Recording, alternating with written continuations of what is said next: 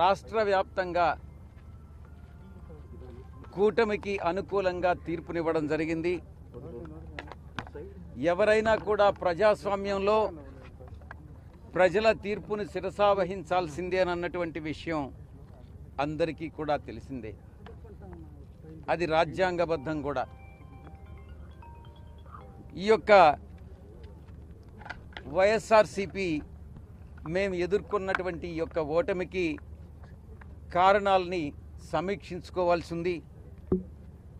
ఎక్కడ పొరపాటు జరిగింది, ఆ పొరపాట్లను ఎలా సరిదిద్దుకోవాలి, ప్రజలకు నచ్చనటువంటిది మేము ఏం చేశాం, మేము చేసినటువంటి పనులని ప్రజలు ఎందుకు ఆదరించలేదు అన్నటువంటి విషయాన్ని కూలంకషంగా చర్చించి ప్రతి నియోజకవర్గం నాయకులతోనూ అందరితో కూడా సమీక్ష నిర్వహించి మా అధ్యక్షుల వారు ఆ తదుపరి కార్యాచరణ చేపడతారన్నటువంటి విషయాన్ని మీ అందరికీ కూడా.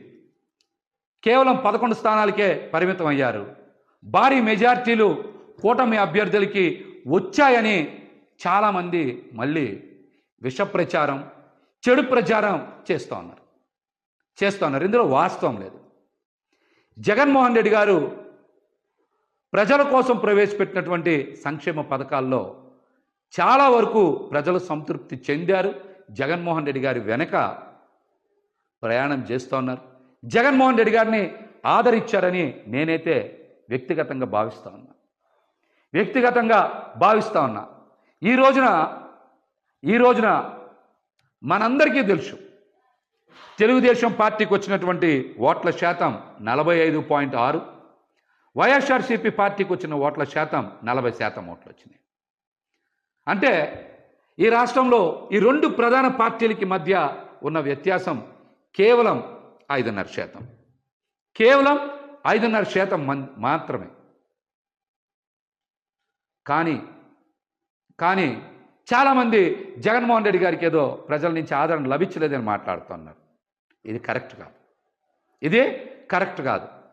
వైఎస్ఆర్సీపీ పార్టీ ఎలక్షనీరింగ్ చెయ్యకపోవడం వలన, నాయకుల మధ్య సమన్వయం లేకపోవడం వలన కేవలం 5,000 నుంచి 12-13,000 ఓట్ల వ్యత్యాసంతో 88 స్థానాల్ని కోల్పోయింది. 5,000 నుంచి 12-13,000 ఓట్లు కనుక 88 నియోజకవర్గాల్లో సాధించుంటే ఖచ్చితంగా 88కి 11 కలుపుకొని 99 అంటే 100 నియోజకవర్గాలు గెలుచుకొని జగన్మోహన్ రెడ్డి గారు మళ్ళీ ముఖ్యమంత్రి అయ్యేవాళ్ళు.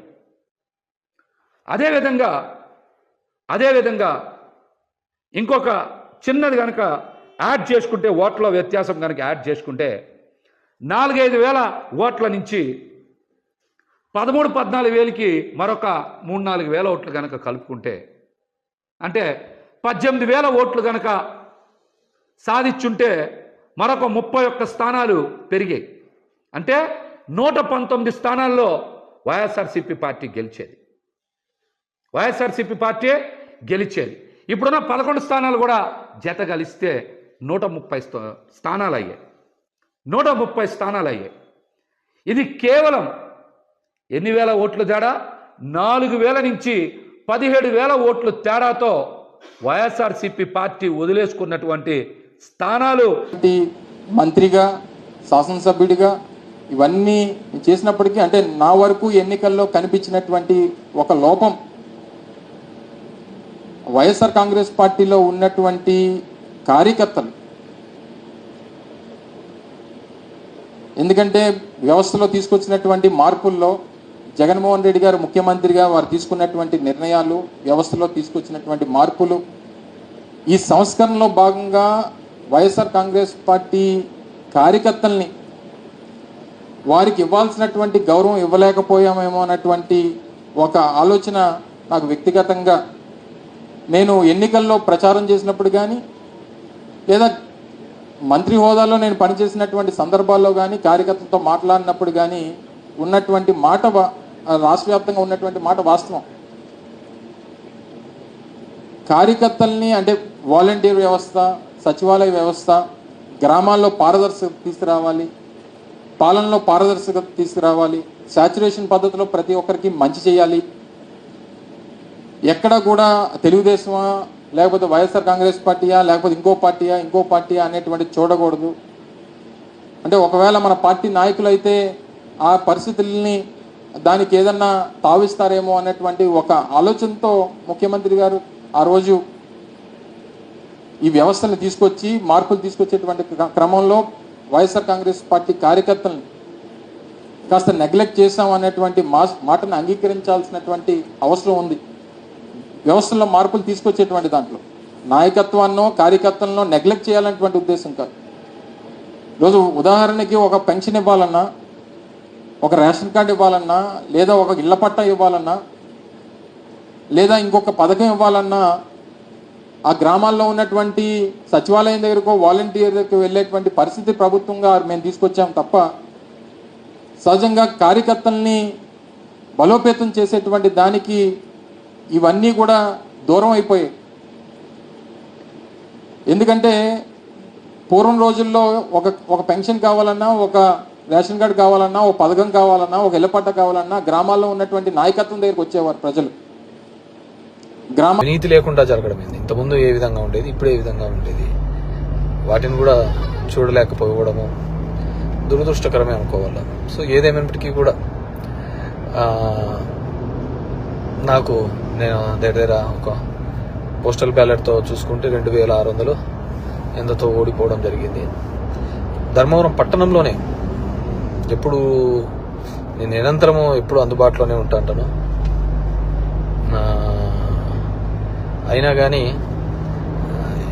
తెలుసు మరి ఏమి వాళ్ళకు నచ్చిందో, కొత్తగా వచ్చింది, ఏమి నన్ను ద్వేషించినారో ఏదైనప్పటికీ కూడా ఇది నాకు ఒక ఏ రాజకీయ పార్టీకైనా ఇది ఒక గుణపాఠం లాగానే. ఎందుకంటే ఇంతకుముందు జగన్ రెడ్డి గారు ప్రెస్ మీట్లో చెప్పినట్టు అంతమందికి ఒక మేనిఫెస్టో చెప్పి ఆ మేనిఫెస్టోలో 99% చెయ్యాలి అనే ఆలోచన. అవినీతి లేకుండా జరగడం ఏంది? ఇంతకుముందు ఏ విధంగా ఉండేది, ఇప్పుడు ఏ విధంగా ఉండేది, వాటిని కూడా చూడలేకపోవడము దురదృష్టకరమే అనుకోవాలి. సో ఏదేమైనప్పటికీ కూడా నేను దగ్గర ఒక పోస్టల్ బ్యాలెట్తో చూసుకుంటే 2600 ఎంతతో ఓడిపోవడం జరిగింది. ధర్మవరం పట్టణంలోనే ఎప్పుడు నేను నిరంతరము ఎప్పుడు అందుబాటులోనే ఉంటాను. అయినా కానీ తెలుసు మరి ఏమి వాళ్ళకు నచ్చిందో, కొత్తగా వచ్చింది, ఏమి నన్ను ద్వేషించినారో ఏదైనప్పటికీ కూడా ఇది నాకు ఒక ఏ రాజకీయ పార్టీకైనా ఇది ఒక గుణపాఠం లాగానే. ఎందుకంటే ఇంతకుముందు జగన్ రెడ్డి గారు ప్రెస్ మీట్లో